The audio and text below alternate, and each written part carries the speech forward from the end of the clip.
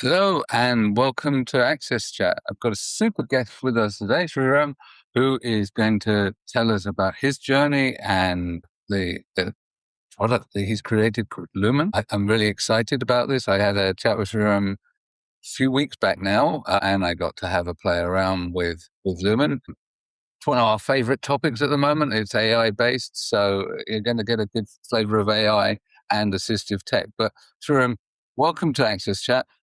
Tell us a little bit about your background and your journey and what taught you, what caused you to sort of come into the space of creating technology, particularly focused on inclusion.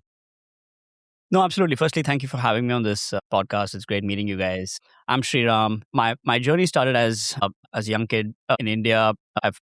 My dad bought home the first computer that I ever saw when I was 13 years old. I saw Sesame Street on it, and even though I was a little too old for that game, I was instantly hooked. Watching Elmo jump around on the screen was absolutely fascinating for a 13-year-old kid.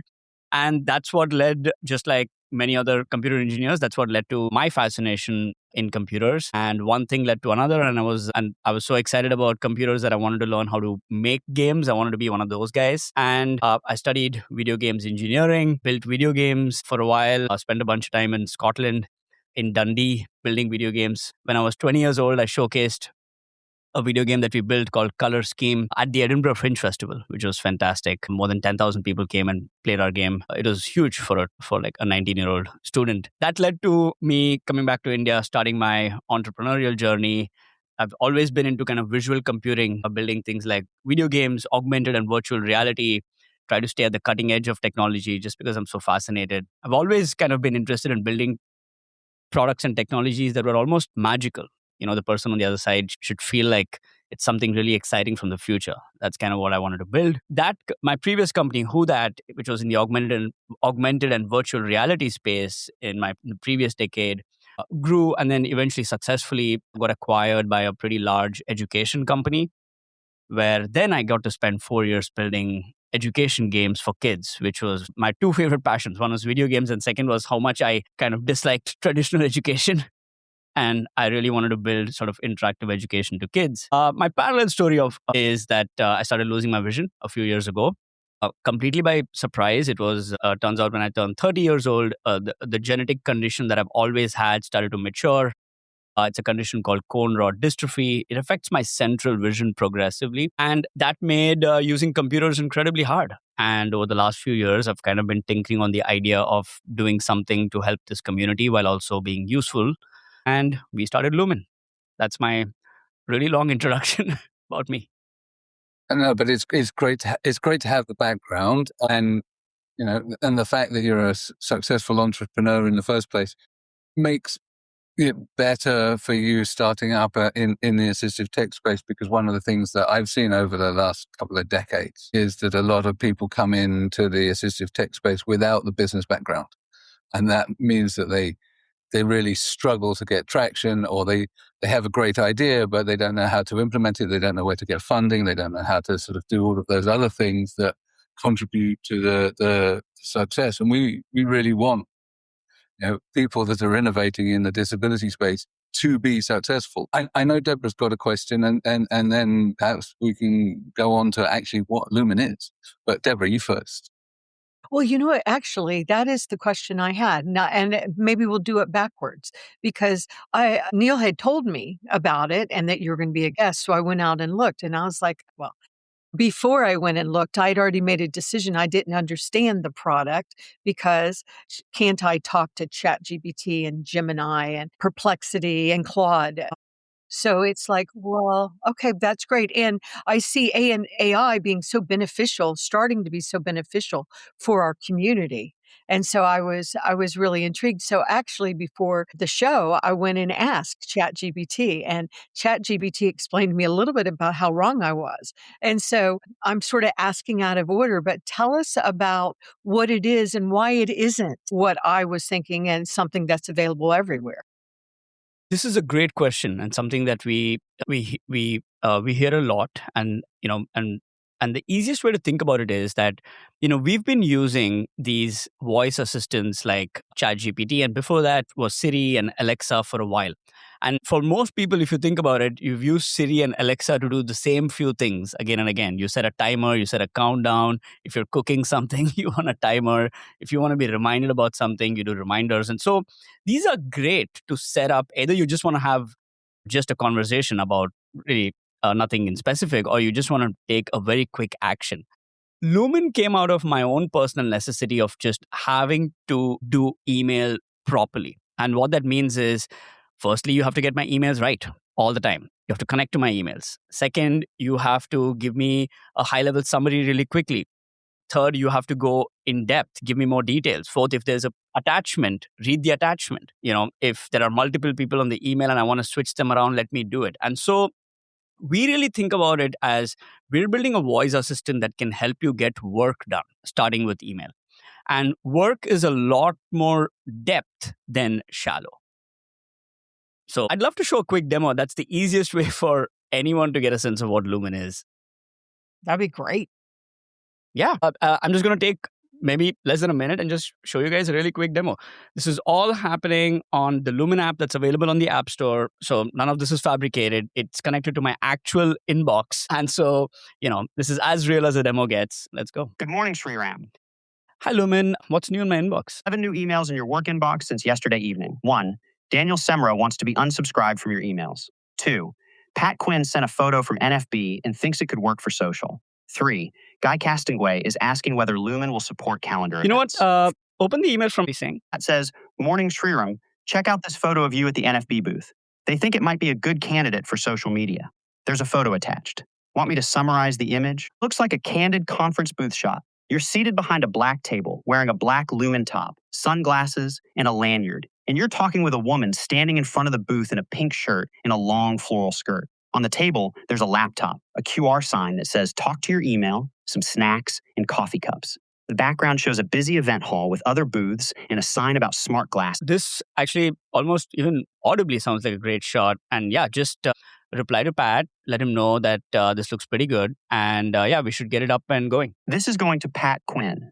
I wrote, looks pretty good. Yeah, we should get it up and going. Ready to send? Polish this a little bit. This is going to Pat Quinn. I changed it to, this looks really good. I think we should post it. Ready to send? Yep. That's sent. Back to your inbox. You know what? I'm in the middle of a podcast, so we need to end the call right now. Can you end the call, please? Okay, talk soon, Sriram. That's a quick demo of Lumen. Okay, so I'm going to say just 2 quick things because I promised in the background. Now I'm going to turn it over to Antonio or Neil. But I actually use an AI tool. I won't name the brand right now. And it has been wonderful. It has saved me so much time, maybe about 7 to 10 hours a week. But after that demo, please, may I join up? Where do I go? Wow. I am so impressed. That changes the game. So, all right, I'm stopping, going over to you, Antonio, I believe, right? No, yeah. My question goes somehow in the same path than you were thinking, Deborah, is today we are flooded with tools and systems that tell us that we are able to improve your productivity. In that case, my question to you, Sriram, is what are you bringing new and useful that distinguish yourself from the rest, from the crowd, I would say? We are the most reliable way to do email by voice today. We support many types of attachments. You can say read out an attachment in page number 4. We support if you have Microsoft Slides attached. We'll read page 4 of the Microsoft slide. So you can actually get slides read out to you. You can get Excel sheets that are attached read out to you. And for a person who is visually impaired, what you don't need is a shallow experience. You need your work to be done. If there is an attachment, get the attachment done. If there is an Excel sheet, get that done. Make sure you never ever mess up my email. As someone losing his vision, I need the product to be so reliable that I don't have to go and check with my eyes if it got it right.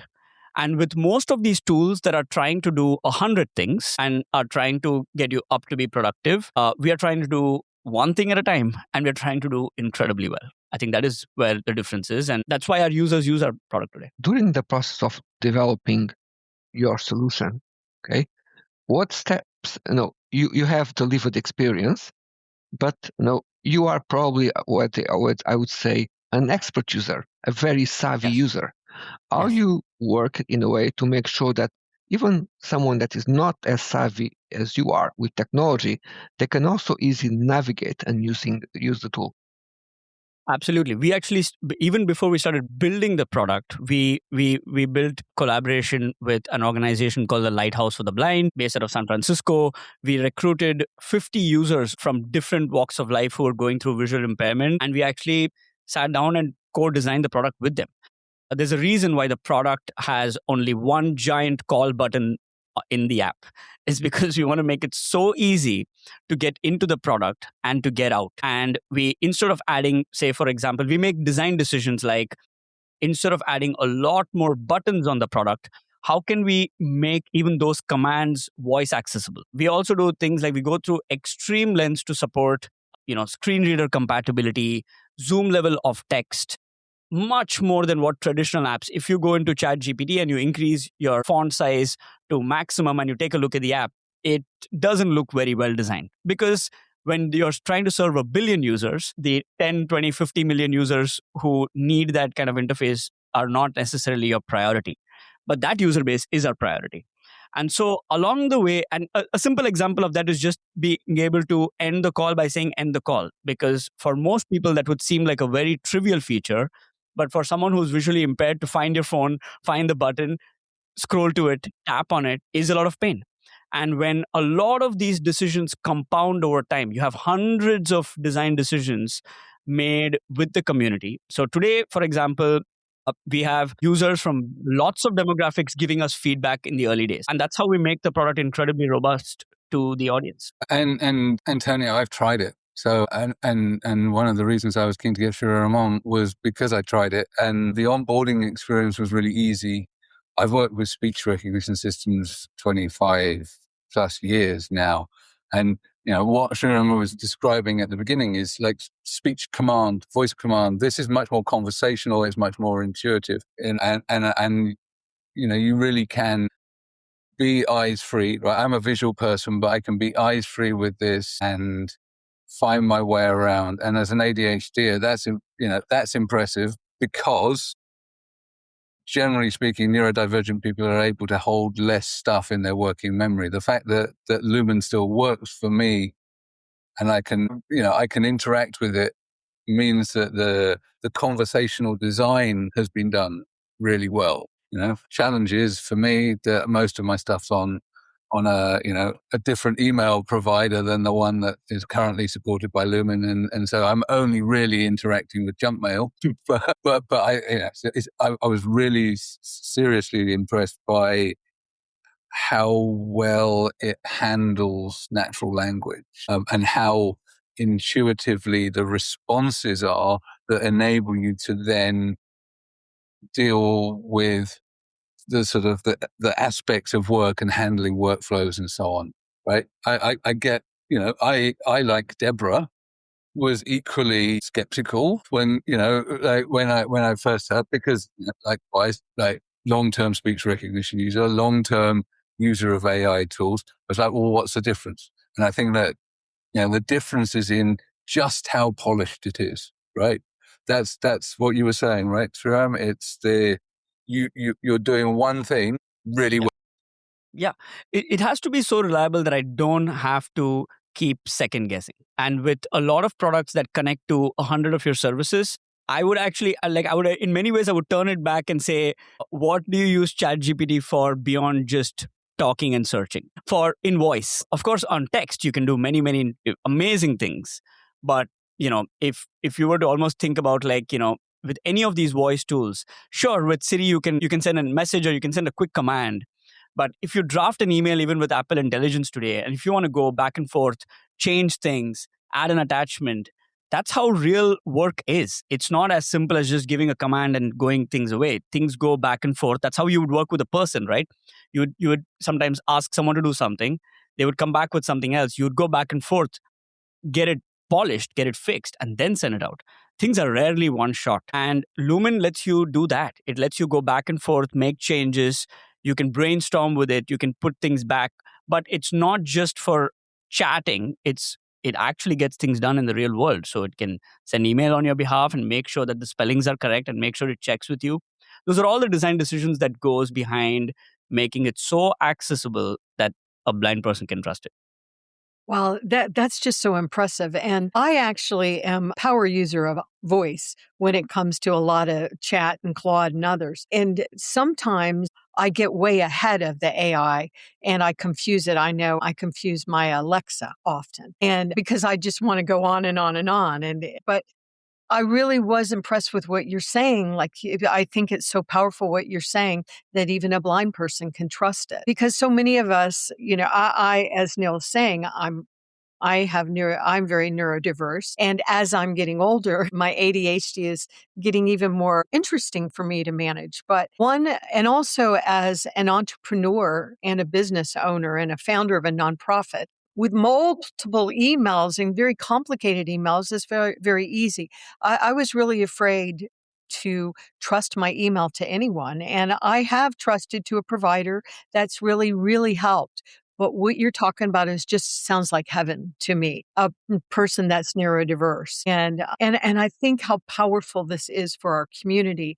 And I also want to say one more thing and then let you respond because we're so excited we're forgetting to let you talk as much. And I know Antonio has a question again, but I think that what's so fascinating about it is what you're talking about would benefit everyone and how wonderful at the same time, though, it benefits the disability community first. We're immediately included. And then I would also say to the disability community, these are the entrepreneurs that we support. We support our own. We need to do a much better job of making sure we are supporting the entrepreneurs that are people with disabilities, bringing us amazing products. So I applaud that. So let me turn it over to you and then I'll let you turn it over to Antonio. Yeah, I think we've been very clear, and my experience has been building products for consumers, for users. Before, like my main gig before this was working with kids and building educational products for them, and they have their own set of unique needs, right? Like trying to teach a 4-year-old kid. A 4-year-old kid has no motivation to sit in one place. They're incredibly energetic and they want to run around and do things. And if you want to teach them something without forcing education down them, you want to make it inspiring for them and you want to build something that is exciting and accessible for them. And so much of my learning for building for kids who are in their pre-kindergarten, kindergarten, some of those design philosophies carry so well here because the user has different needs. And we need to meet the user where they are rather than the user having to meet the technology where it is. The technology is here to serve the users. And we are very clear about that. And at the same time, we're also very clear that we don't want to just give you technology that is okay for you. We're like, I live in a city where, there are Waymos, there are these cars that drive themselves. And I think that's the kind of future that inspires me. So many people from the blind and low vision community are positively impacted by those vehicles because of safety concerns and other things, right? It's fantastic. Like they get to sit in a car and just get dropped off and you don't have to worry about, someone doing something. Similarly, our goal has always been the bar that we're trying to set is it has to eventually be so good that even sighted people may want to use it. And in order for it to be that good, we have to make it so reliable within our community, but also keep the goal constantly as we're building consumer technology. We're building technologies that eventually people say, for example, if you're driving, we actually are deep believers that there are many moments where people are situationally or selectively disabled. If you're driving a car, you probably should not be staring at a screen and tapping on it. But at the same time, what if you could just keep talking to your assistant and get work done along the way? So we have commuters using our product. We have some people who drive who use our product. So we can almost naturally see that if we design keeping accessibility in mind, we can actually design universally great product. And we are trying to see how to achieve that.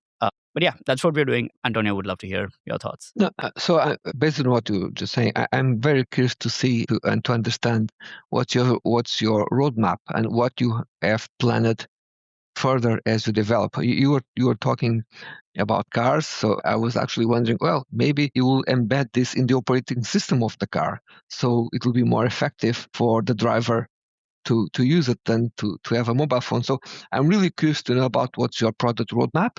and to understand how you plan to develop and what ideas you have for the next version of your system. Absolutely. So we think of ourselves as a software layer for voice. So we will meet users in different devices. Today we are on a phone, just because the iPhone is one of the most commonly available devices around, and it's easy to access. So I don't have to push you to buy another device or do any of that. So just download an app and you use it. But tomorrow you could imagine us being on. So there are two aspects of it. One is how the software expands. So from a software expansion standpoint, you should assume that we will add more services. So I'd love to get Outlook in pretty soon. Lots of Outlook users. I'd love to get Calendar in very soon and really expand the surface from there, depending on what sort of services users pull us into. I think the calendar and the email are fairly obvious, and they work very nicely together. It's almost like a nice little assistant sitting with you who can help plan your day, plan your week, get emails done. And eventually we'll sort of expand to other services depending on what users care about. And from a device standpoint, today we're sitting on the iPhone. You can foresee us expanding to other platforms like Android, but also maybe to smart glasses, maybe into the car in the future. So all of those are expansion opportunities. But as a startup, just because we want to stay incredibly focused, the easiest thing for us to do is, again, expand too fast, doing many things and then not doing anything really well.